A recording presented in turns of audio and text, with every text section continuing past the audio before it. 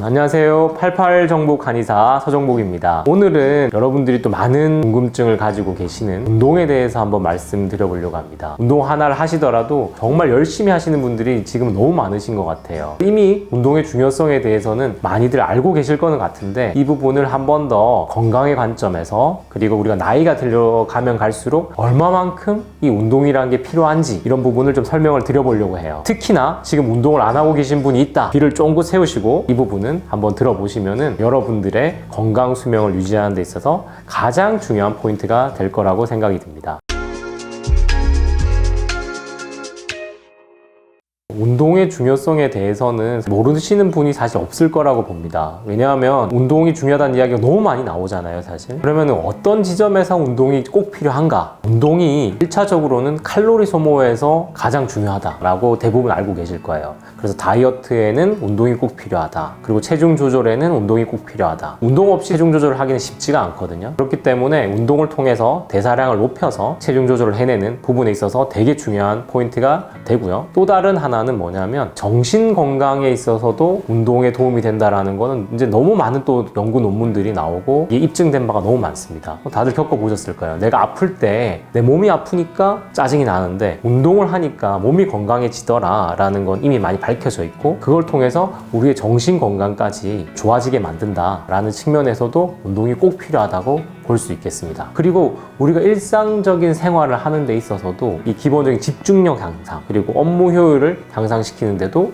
이 운동이 꼭 필요하다. 이 부분은 사실 한의학적으로도 설명이 저는 많이 드리고 있는데요. 보통 이렇게 앉아가지고 또는 뭐 이제 모니터를 보면서 계속 일을 하잖아요. 그러면은 우리 몸에 있는 혈액은 주로 어디에서 가장 많이 소모되고 있겠습니까? 우리가 걸어 다니거나 어떤 활동을 할 때보다는 우리는 뇌 활동만 그때는 많이 하고 있는 거죠. 그럼 이 뇌에서 어마어마한 양의 에너지들이 소모되기 위해서는 혈액이 다 머리 위로 올라가 있을 거예요. 그럼 생각을 끊임없이 하면서 업무를 해야 되니까 어마어마한 혈액들이 이쪽으로 올라가 있다 보니까 머리가 후끈후끈해지면서 상기가 됩니다. 그렇게 상기가 되면 어떠냐? 아이디어들이 잘 떠오르지 않아요. 오히려 언제 아이디어가 떠오르느냐? 혈액들이 더 밑에 발에 가 있을 때, 하체에 가 있을 때, 이럴 때 오히려 좋은 아이디어들이 떠오릅니다. 그래서 구글이나 이런 좋은 회사들, 큰 대기업에서는 또 회사 안에 수영장도 두고 피트니스 센터도 두고 하잖아요. 그 이유가 뭐겠습니까? 더 높은 업무 효율을 위해서, 더 좋은 결과를 내기 위해서 그런 시설들을 구비하는 거거든요. 이미 그런 부분들은 밝혀져 있는 사실입니다. 그래서 어떻게든지 이 운동을 해야지만 집중력도 향상이 되고 업무 효율도 향상이 된다. 그래서 여러분들 중에 혹시 일을 하시다가 머리가 너무 지끈지끈거려, 일이 잘 안 풀려 하시면은 10분이라도 짬을 내서 스쿼트를 한 100개 정도 해보세요. 머리로 몰렸던 그 혈액들이 하체로 싹 가면서 머리가 시원해지십니다. 그러고 나면 훨씬 더 집중력도 높아지시고 업무 효율도 높아지실 거예요. 한번 해보시길 권해드립니다. 우리가 여기서 한 번 더 주목해야 될 지점이 있습니다. 바로 나이가 들면 들수록 운동을 더 열심히 해야 된다는 점이에요. 제가 요양병원에서 일을 하다 보니까 이 어르신들이 운동을 그래도 적극적으로 하셨던 분들과 안 하셨던 분들 차이가 있더라는 거죠. 운동을 안 해서 문제가 되는 거는 근감소증이 심해진다는 겁니다. 말로는 내자 근감소증인데 이 근감소증이 우리의 삶의 질에 끼치는 영향은 어마어마합니다. 잘 상상이 안 되실 텐데요. 어떤 부분들이 직면을 하게 되냐면요. 우리 몸에 특별히 뭐 어떤 질환은 없어요. 근데 근육이 빠지니까 내가 잘 걷기가 힘들어지는 거예요. 내가 걷기가 힘들어진다는 게 어떤 결과를 초래하느냐. 내가 원하는 곳에, 내가 원하는 시간에 내 마음대로 갈 수가 없는 거예요. 가장 큰 불편함 중에 하나는 화장실이에요. 나는 화장실에 가서 소변을 보고 싶어, 대변을 보고 싶은데 그 시간에 내가 가서 대소변을 볼 수가 없는 거죠. 그러면 어떻게 됩니까? 기저귀를 차야 돼요. 내가 기저귀를 차는 것과 내가 대소변을 보고 싶은 시간에 내가 가서 할 수 있는 거는 자존감에서도 너무나 큰 차이가 나요. 왜냐면 이 기저귀는 내 스스로 갈아할 수가 있습니까? 없잖아요. 그럼 다른 사람의 손을 빌릴 수밖에 없어요. 내가 또 대소변 봤다고 그 옆에 만약에 간병사가 있으면 또는 뭐 요양보호사 선생님이 계시면 봤다고 이야기해가지고 갈아달라고 하면은 그 말 한마디 하는 게 편하겠습니까? 그리고 어떻게 보면은 내 몸을 또 다 보여줘야 되는 그런 상황에 놓이게 되는데 그게 내 자존감에 크게 영향을 끼치더라는 거죠. 죽는 그날까지 어떻게든 내가 걸어가지고 대소변을 볼 수 있도록 하는 게 너무나 큰 부분이 되더라. 그러려면은 우리가 기본적으로 이야기하는 코어 근육을 포함해서 하체 근육이 튼튼해야 내 수명을 다하는 그날까지 걸을 수가 있고 내가 원할 때 화장실 갈 수 있다. 이게 1번 포인트가 될 것 같아요.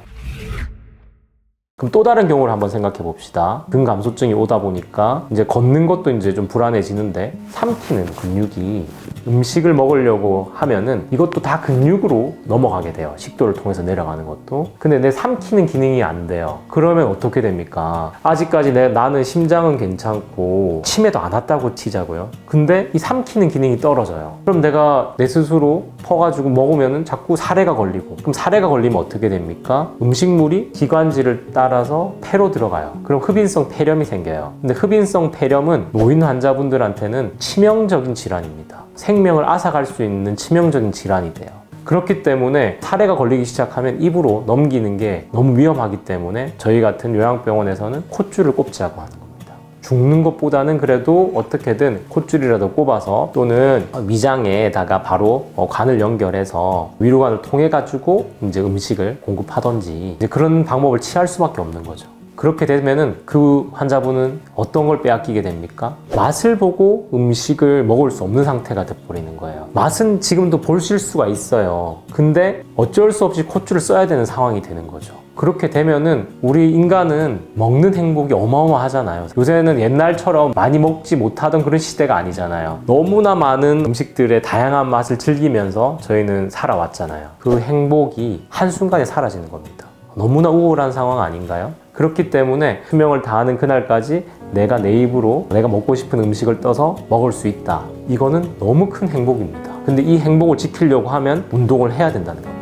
그래서 어떻게든 근감소가 나이가 들면 들수록 조금씩 진행이 됩니다. 20대 중반부터 30대부터는 진행이 되는데 60대 중반, 70대 넘어서부터는 급격히 진행이 되거든요. 30, 40대부터는 운동을 꾸준히 하셔야 됩니다. 그래서 어떻게든지 근감소를 예방을 해야 된다는 거죠. 그게 노화의 관점에서 봤을 때도 가장 중요한 포인트가 된다라고 말씀을 드리고요. 두 번째로는 이 운동이 꼭 필요한 이유 중에 하나가 우리 몸의 프레임을 유지하기 위해서입니다. 프레임이라고 하면은 우리 몸의 골격이라고 볼 수도 있는데요. 어떤 사람들은 보면은 이렇게 굽어 있는 분들도 있고요. 어떤 사람은 옆으로 측만이 이루어져 이렇게 돼 있는 분들도 있어요. 이게 단순히 뼈가 그러면 틀어졌네 라고 그렇게 생각하실 수가 있지만 단순히 뼈의 문제만이 아닌 겁니다. 왜냐하면 아까처럼 제가 몸이 이렇게 앞으로 굽어가지고 이렇게 되잖아요. 그럼 이 안에 우리 오장육부가 다 들어있잖아요.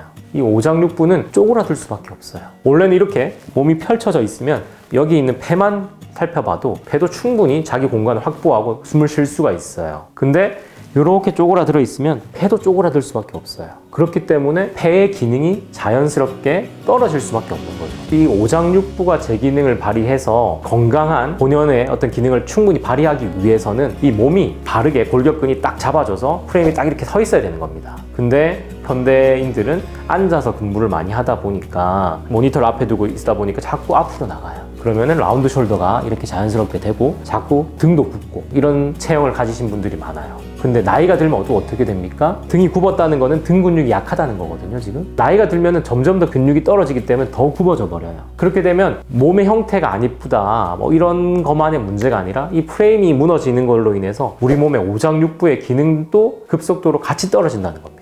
그래서 우리 몸의 프레임이 바르게 만드는 것이 우리 오장육부도 건강하게 만들 수 있는 기본적인 토대가 되는 겁니다. 앞으로 이렇게 라운드 숄더가 많이 되신 분들은 등 근육들이 많이 약화가 돼 있기 때문에 등 운동도 많이 해주셔야 되고요. 그리고 허리도 약해져 있기 때문에 허리 운동, 즉 코어 근육들이 충분히 강할 수 있도록 운동을 해주셔야 우리 몸의 기능을 제대로 건강하게 유지할 수 있다. 이렇게 말씀드릴 수 있겠습니다.